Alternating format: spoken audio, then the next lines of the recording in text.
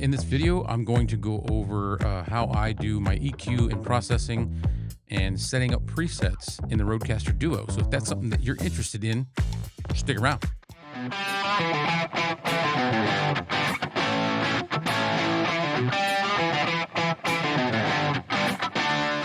right, I'm going to show you how I go through, and I'm still learning with this. This is all new to me.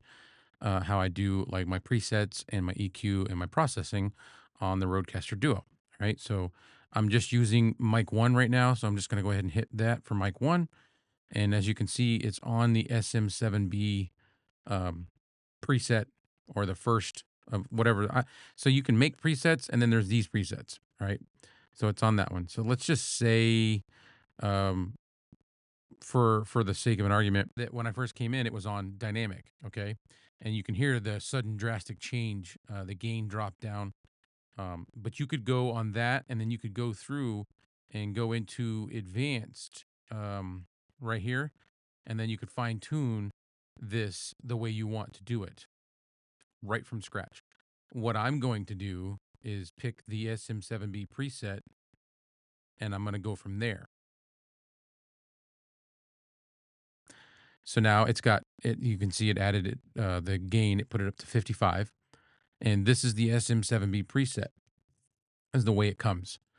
I'm going to go ahead and show you. So when you get out of advanced, okay, initially this is where you're at. You have these three settings: depth, sparkle, and punch, and you can adjust those. Just click on one, and then like on the depth, if you go down, you're going to notice that it takes a lot of that bottom end out. A lot of that bass is gone. So I'm going to put that back in. So there's that's what you do for depth, and then sparkle. If you take that all the way out, it's kind of like removing the presence. So as I'm talking, and I'll turn this back up, you can hear like a crispiness come back, and now it's like I still have the bass in the bottom end, but I've also got a little bit of clarity, a little bit of presence. All right, and then punch. If you go all the way down, this is what it sounds like with no punch whatsoever. And then as you turn the punch up, you can hear the difference there with the punch. All right. So there is some options initially. That's like a quick, easy, you're already got it set. You're rocking and rolling. I'm going to show you a little bit different going into advanced. And then I'm going to go through it, and each one of these, I'm just going to verify that it's the way I want it. Basically, what I'm doing for my own purposes, I'm gonna just leave the SM7B, but I'm gonna go in here and take out the things that I don't want to do. All right. So you click on the first one, and it's high pass filter. All right. So this is what it sounds like without the high pass filter. This is the sound you're gonna get. I'm gonna go ahead and leave the high pass filter on, but you've got the option. You can turn it on, turn it off. You can adjust the frequency and the slope, and then move on to the next one. This is the De-Esser. I'm gonna leave the De-Esser alone. I think it's doing a pretty good job. All right, but you can go through on each one: threshold, attack, gain, ratio, release, and frequency. And all you do is when it's lit up green, that means you can grab this knob and you can start adjusting it. And then for the next one, you would just click on that one and then adjust it. So on and so on. I'm going to move on to the next because I want to leave the De-Esser alone. And now noise gate. So noise gate is something that I love and hate. I like what it does, but I don't like how it does it. So you can definitely go through and fine tune the noise gate if you want to. My suggestion is if you don't need the noise gate, don't use it. I do live near an intersection. There's loud cars, loud motorcycles. There's a fire department 2 blocks away, so we're hearing sirens a lot. A lot of times I can't even get all of those noise completely out. But if it's really bad, if it's like necessary, or if there's something going on outside the house where I'm at that I can drown out a little bit, I'll use the noise gate.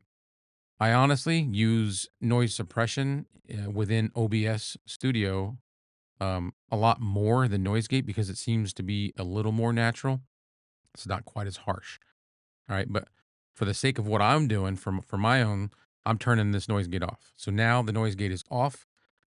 I'll do a moment of silence just so you can kind of listen and see the difference. All right. I'll do another moment of silence with the noise gate on so you can hear a comparison. Okay. Again, I'm turning it off. I think the SM7B does a good job as far as rejecting some noises. So I'm going to leave it alone. And you could do this if you had a different microphone, K669D from Fine, or the Mayono PD300X, or your, whatever microphone you have. You could turn that noise gate on, and it'll help drown out some of those background noises. All right. I'm going to move along. Compressor. I'm leaving this alone. The only things that I really wanted to change was the noise gate, and I think I'm going to add a little bit more of the bottom end when we get to it. So, but this is what it sounds like with compressor, and this is what it sounds like without the compressor. And again, the compressor is just like like ironing out. It's going to bring down the stuff that's too loud, and it's going to bring up the stuff that's too quiet, and it's going to kind of put everything at like a midway, a middle of the road level. All right, so I'm going to leave that on there, and I'm going to move along. EQ, again, I'm not touching it because I kind of like the way it sounds, but you can go in and each and every single one of these and fine tune everything. Again, click on it, and then you can turn the dial. Over here in the middle, you'll notice you've got low, medium, and high, and then a button that will actually turn all of that off. So this is what it sounds like when you turn it all off. And as you can see, my options for high, medium, and low are still chosen, but everything's turned off. And if you wanted, you could turn off just the lows or just the mids or just the highs. I'm going to leave it just like it is. This is where I do want to make one change. On the exciter, on the big boom, big bottom, sorry, the big boom. I leave the tune at 90. That seems to work well. The drive, I turn up just a little bit. So right now it's at 63%. That's what the SM7B preset gives it. I'm going to give it 70. All right, so now I've got my drive at 70%, and you'll notice a lot of that big bottom has been added to it. This is the kind of the sound that I like for now. Maybe that'll change down the road. I don't know. But the Aural Exciter, I'm going to leave it alone. But if you wanted to, you can click on there, either one of those, and fine tune that as well. Panning. I do want to turn panning off. I don't want it to pan left to right, back and forth. I want it to sound more mono. I prefer mono for most of my video stuff. I'm not doing singing. I'm not doing stuff like that. So I'd kind of just rather have no panning. So I'm going to turn that off, and the panning is now off. All right. And I believe that is the last one. It is. So that's it. So once you've done that, you can go in here, click on presets, click on add. Now, as you can see, I already added my SM7B, but you can go ahead and click on this and then give it whatever name you want. And then that way that preset is always there. So you can hook up mic up, and you say you've already done a preset for it. You can just go right in, choose the preset that you made for that microphone, and you're rocking and rolling. But I'm going to go ahead and just go back because I'm not going to make a new one. I already have one right there. But that's the options that you get for making your presets, doing your EQ and processing on the Rodecaster Duo. All right, so I hope that was helpful. If you enjoyed it, please give me a thumbs up. If you haven't subscribed, I would appreciate that. And make sure you click the bell. If you do subscribe, click the bell so you get notified every time I put up new content. This is what I do on this channel. I do gear reviews. I do tutorials on stuff, things that I learn. I don't claim to be a master of all of this. But what I do is I share with you guys what I've learned, my knowledge what gets me by. So if that's stuffing that you're interested in, hit the bell and you'll get the reminder every time I do it.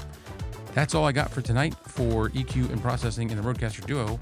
I appreciate you watching, and please leave a comment below if you have any other suggestions on tutorials that you would like to see. Other than that, I'll see you in the next video. I'm out.